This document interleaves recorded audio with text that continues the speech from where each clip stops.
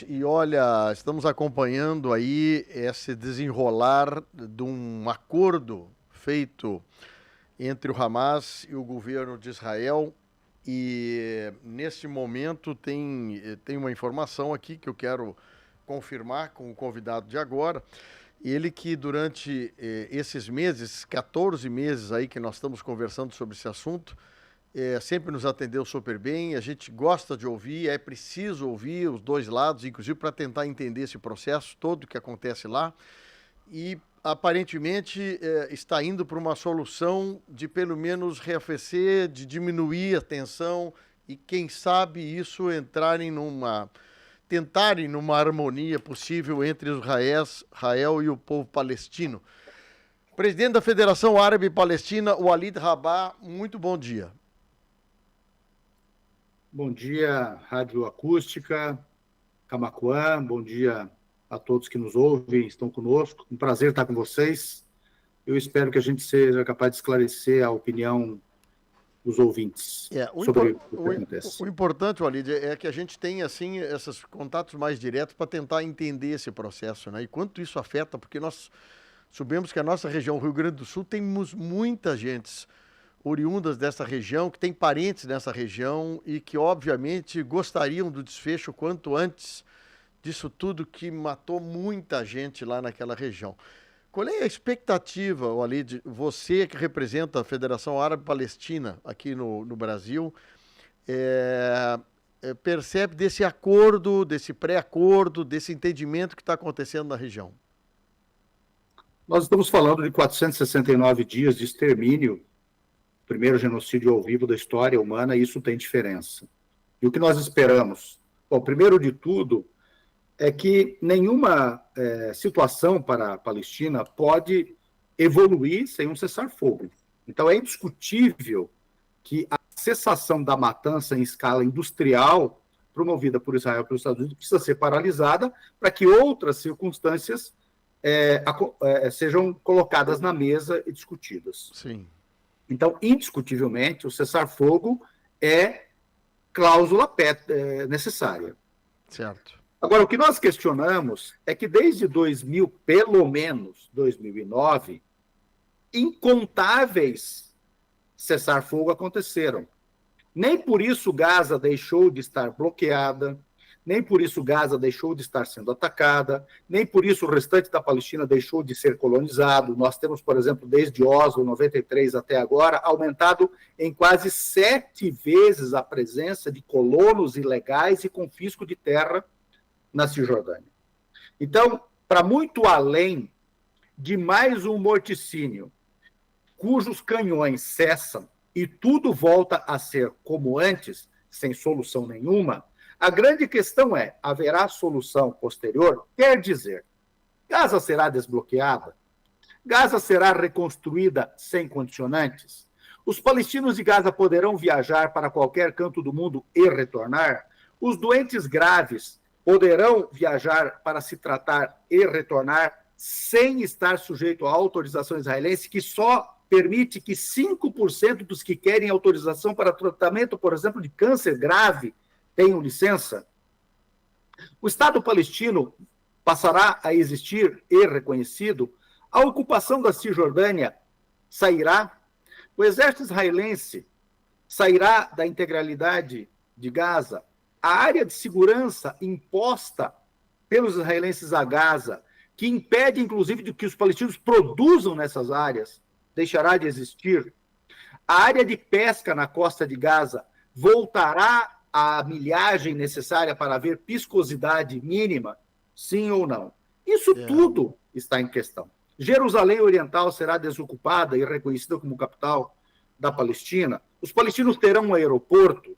O aeroporto de Gaza poderá funcionar? O porto de Gaza poderá funcionar? Os crimes de guerra. Netanyahu tem um mandato de prisão expedido pelo TPI. Um cessar-fogo torna aqueles criminosos de guerra israelenses não mais criminosos? A investigação pelo crime de genocídio, daí nós estamos falando da Corte Internacional de Justiça, deixa de existir? Não. Ou seja, este cessar-fogo exige que tudo o que diz respeito a este genocídio não seja negligenciado e que uma solução final para que nunca mais aconteça o que nós vimos seja alcançado. O Estado palestino, aplicação do direito internacional, etc. E tu tá falando assim uma série de assuntos, né? Olha, é bem denso isso que tu está dizendo. Coisas aparentemente simples, né? É a oportunidade das pessoas trabalharem na pesca, por exemplo, que tem um mar na frente. Podemos fazer atividade de pesca. São coisas delicadas que para a manutenção financeira de quem está ali precisa ser retomada, porque não adianta, daqui a pouco devolve um espaço, porque não dá para devolver casa, porque não tem mais casa. Devolver o espaço para a pessoa reconstruir se a pessoa não consegue fazer renda. E aí entra numa espiral pior, né, Loalid? Não é isso que se quer, né? Você tocou num assunto que pouca gente toca. O recuo do PIB de Gaza em 2024 foi de 82%. Em cima de um PIB que já tinha recuado 50% em 2023. O desemprego em Gaza é de 80%. A destruição do território supera 70%. Os feridos, quase todos graves ou mutilados, são já 118 mil. Quer dizer, 5,5% da demografia de Gaza. Isso equivaleria a 11, 12 milhões no Brasil. Deixa eu te perguntar uma coisa, Walid, assim, por curiosidade mesmo. Eu acho que nas outras oportunidades eu não consegui, mas me ajuda a entender um pouquinho o poder econômico de Gaza. Como é que forma-se a renda de Gaza, da produção, da indústria, da atividade econômica? Me explica um pouquinho, por favor. A atividade econômica em Gaza foi reduzida a quase zero. Mas o que era antes disso? Antes disso era pequena agricultura, pequena criação de animais, serviços, uma indústria muito pequena e incipiente em virtude do impedimento de Israel, por exemplo, de a totalidade da indústria metalúrgica existir. Não existe indústria farmacêutica, porque eles dizem que isso poderia ter uso militar, etc. Então, e, claro, ajuda econômica. 53% do orçamento de Gaza é bancado pelo governo palestino sediado em Ramallah. E o restante vem de ingressos na forma de ajuda humanitária. Então, ingressavam, para você ter uma ideia, 600 caminhões em média ao dia em Gaza, antes do 7 de outubro. A partir do 7 de outubro, passou a ingressar no máximo entre 40 e 60. E antes mesmo, até 7 de outubro de 2023, o ingresso de alimentos para Gaza era controlado por Israel para que não ingressasse mais per capita do que o mínimo de calorias necessárias para a sobrevivência de um ser humano. Os medicamentos, o ingresso deles era controlado por Israel, continua sendo. Sim. Isso tudo é que precisa mudar. Mas eu fico imaginando assim, Walid, por exemplo, tu manter uma região e um povo. Qual é a população hoje da Palestina? Nós temos hoje, na Cisjordânia, perto de 3,5 milhões. Em Gaza, até 7 de outubro de 2023, 2.226.000.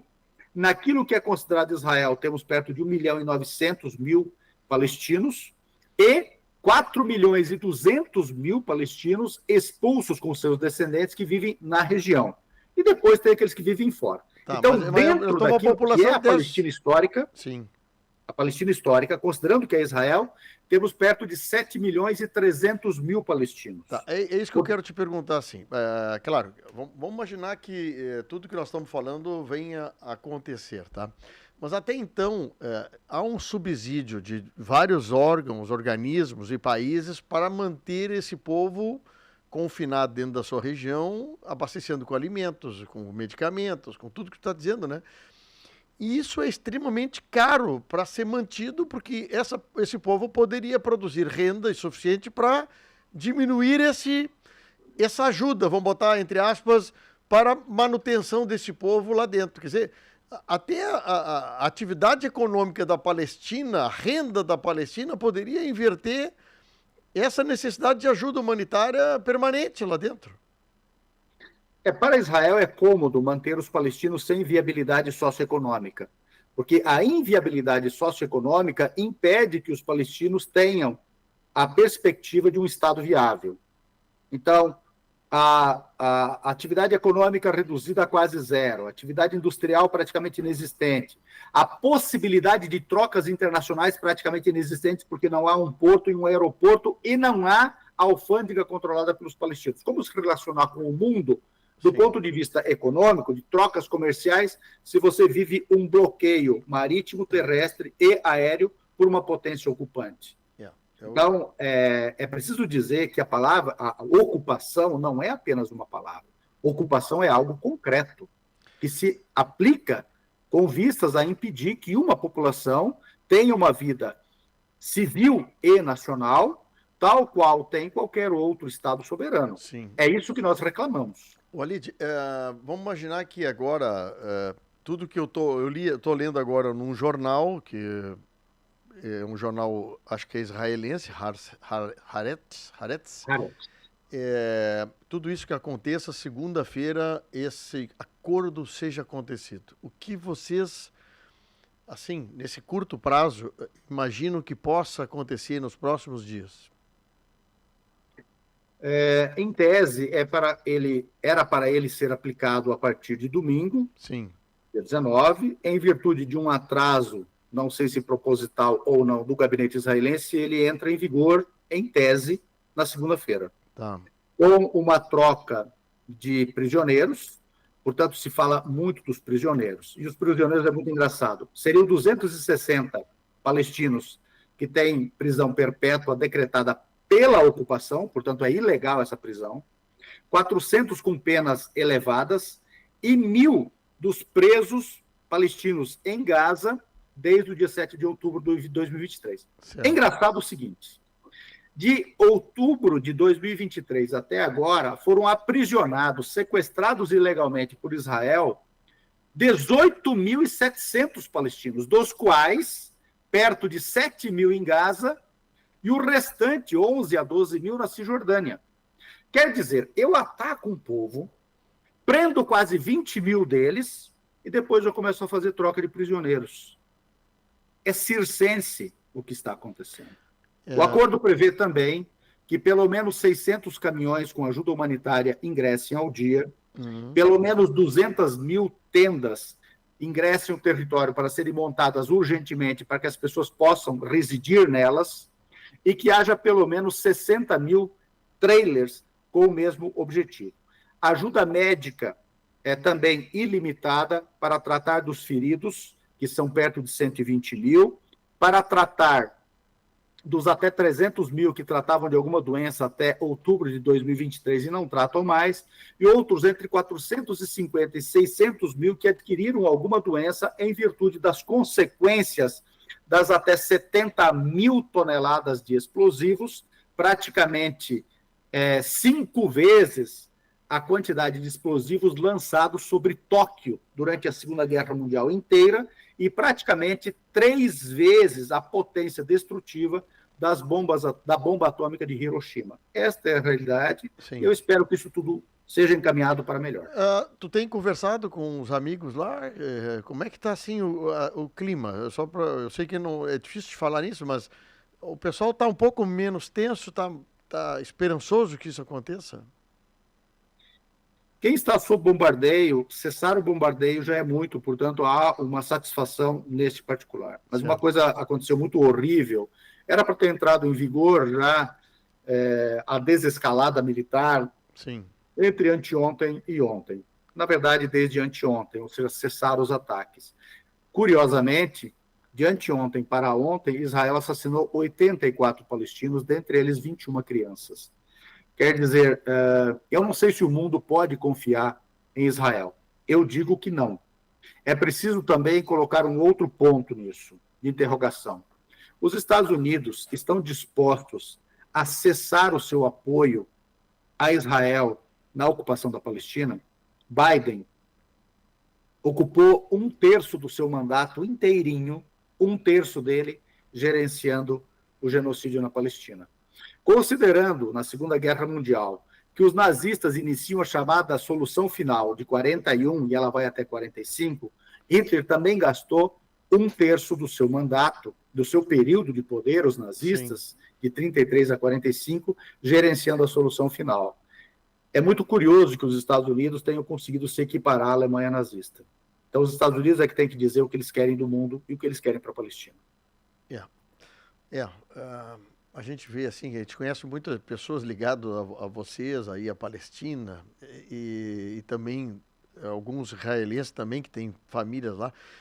Como é triste a gente, num mundo, a gente não ter como, daqui a pouco, ter oportunidade de ver as pessoas bem, as pessoas tendo o seu ambiente, sua casa, sua renda, tendo que depender da ajuda de outro, né? E num conflito que parece que não tem fim. Mas nós justamente queríamos saber de ti, assim, essa oportunidade, para tentar entender como o clima da próxima semana se dará nesse local que a gente não conhece de perto, conhece apenas de imagem, mas como isso poderia repercutir isso positivamente nesse povo que está sofrendo pra caramba, né? E a Palestina é muito viável, só para nós termos uma ideia, o salário médio palestino é superior ao salário médio brasileiro. Se nós não vivêssemos a ocupação, a Palestina seria muito desenvolvida. Quando acontecem os acordos de Oslo, por exemplo, em 93, e começa a vigorar, e Oslo II, o PIB palestino cresceu absurdamente. E tudo isso foi revertido com a negativa israelense de dar sequência ao acordo de paz de Oslo. Se ele tivesse vigorado, nós estamos falando agora de um acordo selado em 1993, daqui a pouco vai completar 32 anos. Vamos supor que nós contemos de 96, quando Oslo II entra em vigor e cria-se a Autoridade Palestina.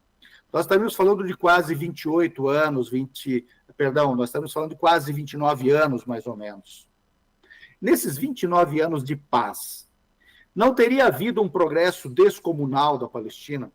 E não teria havido para o povo israelense mais tranquilidade? Porque eu quero perguntar para os nossos ouvintes. Vamos supor que nós todos sejamos pessoas vítimas de um genocídio no Rio Grande do Sul. Como você se sente melhor, mesmo sendo vítima de um genocídio ou sendo o Hitler do momento, matando pessoas inocentes? Eu me sinto melhor perdendo com toda a desgraça que seja meu filho ou exterminando crianças. As crianças eliminadas em Gaza agora, exterminadas por Israel, são 989 crianças por milhão de habitantes de Gaza, quase 10 mil. Durante todo o período nazista, foram exterminadas na Europa da Segunda Guerra Mundial 2.813 crianças por milhão de habitantes da Europa naquele momento. Portanto, por milhão de habitantes, Estados Unidos e Israel matam 3,5 vezes mais crianças palestinas do que todo o período hitleriano. É justo isso? Eu prefiro perder meu filho num genocídio do que ser acusado de exterminador de crianças. Portanto, a sociedade israelense também está sofrendo com isso. Como a sociedade alemã sofreu sob o nazismo. Um alemão se sente bem de no seu país ter a chaga do nazismo. Se Oslo tivesse dado certo, se Israel não tivesse impedido que Oslo acontecesse, os israelenses teriam hoje a melhor vida do mundo em paz ao lado dos palestinos. Portanto, a paz é necessária. Eu tive a oportunidade de visitar a Alemanha e tenho familiares que moram lá, inclusive casados com alemães. Eu tentei fazer uma pergunta sobre isso, como o alemão se sente com a história. É bem isso que tu falaste, né? Uhum. Vergonha, entende? É uma coisa assim que não é o povo, não é o cara trabalhador, o garçom, o cara que motoriza o táxi. Ele não tem nada a ver com essa coisa que foi construída no passado, com essa... Mas o povo fica assim com vergonha disso. Eu tenho certeza que eu vou dizer para ti, eu acho que a maioria do povo israelense, ele quer ir dormir em casa sem ter que estar com aquele escudo ligado, tentando receber bomba, como também os palestinos gostariam disso. O problema é esse entendimento, né, que tem que tentar separar isso, mas o mundo todo tem que participar desse processo. Não pode deixar dois ali que querem manter o sofrimento dessa população mais tempo. Porque as gerações vão passando e tu vai criando crosta carrancudo, a gente vai ficando cada vez mais difícil de entendimento com o povo do outro lado da fronteira, né? A comunidade internacional tem uma responsabilidade nisso e precisa ajudar nisso. Ou seja, o mundo, já que você citou a Alemanha, não se uniu contra o povo alemão, mas se uniu contra um regime que, naquele momento, foi muito ruim para o mundo, para a Europa, especialmente para o povo alemão. O mundo também se uniu contra o apartheid na África do Sul. O mundo precisa, tal qual se uniu contra o nazismo e tal qual se uniu contra o apartheid, se unir contra o genocídio na Palestina e dizer basta e vamos encontrar um caminho de paz. Isso, às vezes, acontece pela força. Afinal de contas, a Alemanha foi parada pela força e todos nós achamos que foi certo. Depois, o apartheid na África do Sul, ele foi parado também pela força, de certo modo. Então, sanções econômicas, sociais, acadêmicas, boicote econômico, tudo isso paralisou a África do Sul e acabou com o regime de apartheid. Isso tem que ser feito também para que a Palestina encontre o caminho de paz. E uma coisa que você fala que é muito importante é o quanto você, porventura, por meio de uma educação genocidária e por meio de um experimento social genocida, calcifica uma sociedade para uma atitude equivocada e criminosa. Pois é. Como você reverte isso? Eu ia te falar o seguinte, sempre quando nós estivemos falando contigo, representando o povo palestino, eu tento falar com alguém representando, não na autoridade como tu está representando, como presidente da federação, mas com alguma pessoa ligada ao povo israelense, tentando ver o contraponto disso, né? E a pessoa que eu sempre conversei lá é um trabalhador, um empresário que cuida de turismo, quer dizer, o cara precisa de tranquilidade no ambiente para poder receber gente que quer conhecer as atividades de todos vocês aí. Mas eu queria te fazer uma pergunta. Será que essa questão, Walid, eu estou dizendo da narrativa, tá? Por favor, me entenda disso. Sobre esse processo de gerenciar a Palestina e de uma influência externa na Palestina num regime armado, vamos botar assim. Como é que tu vê a chance de transição, de saída, de uma mudança de processo daqui para frente, ou tu acha que isso é impossível no momento? Isso depende de Israel. Porque, assim, pode parecer simplório o que eu vou dizer, mas é a Palestina que está ocupada ou é Tel Aviv que está ocupada? É Haifa, uma cidade palestina tornada israelense que está cercada, sem poder entrar medicamento, ou é Gaza? Todas as iniciativas positivas que devem ser adotadas para tirar a asfixia do povo palestino estão nas mãos de Israel e dos Estados Unidos. Eu dou certeza absoluta de que se os palestinos puderem ter vida civil e nacional normalizada como qualquer outro povo do mundo, todos os problemas acabam. Agora, se a Palestina vive ocupação bélica e colonização por meio de sequestro de seu território para colocar estrangeiros no seu lugar. Então, o território palestino de um cara que produz oliveira é confiscado e é colocado um colono estrangeiro trazido de algum canto do mundo naquela terra roubada, com proteção militar. Ele tem o direito de reagir ou não? O direito internacional diz que sim. Ele deve reagir? Deve. Agora, acabe a ocupação, acabe o confisco de terras e o direito internacional e as resoluções da ONU se aplicam à Palestina, acaba tudo. Eu não tenho o direito de resistir a alguém que não está no meu território. Mas se ele está no meu território, eu tenho.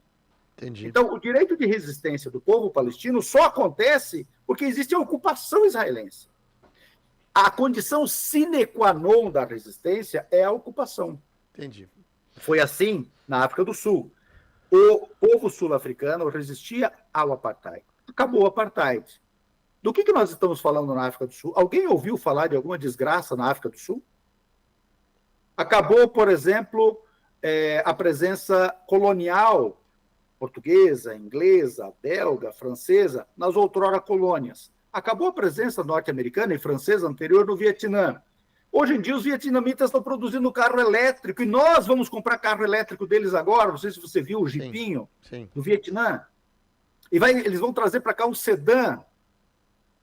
Os chineses, desde que passaram a ter paz, os japoneses saíram de lá e os ingleses saíram de lá, eles são uma potência hoje. A Índia, que estava ocupada pelos britânicos e vivia uma miséria obscena, agora exporta os principais cérebros do mundo em matemática, física, computação. Ou seja, os povos deixados livres, eles evoluem e contribuem para nós. Nós agora vamos comprar um carrinho elétrico vietnamita.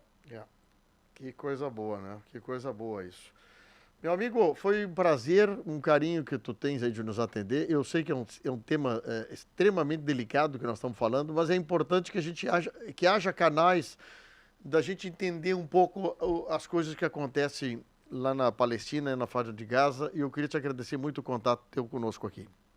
Obrigado a vocês todos da Rádio Camaquã e sucesso, né? Vocês, afinal de contas, se comportam como uma rádio muito, digamos, civilizatória, eu diria. Que bom. Muito obrigado. Um abraço para vocês. Um abraço, gente. Esse é o presidente da Federação Árabe Palestina, Walid Rabah, que desde o início dos conflitos lá na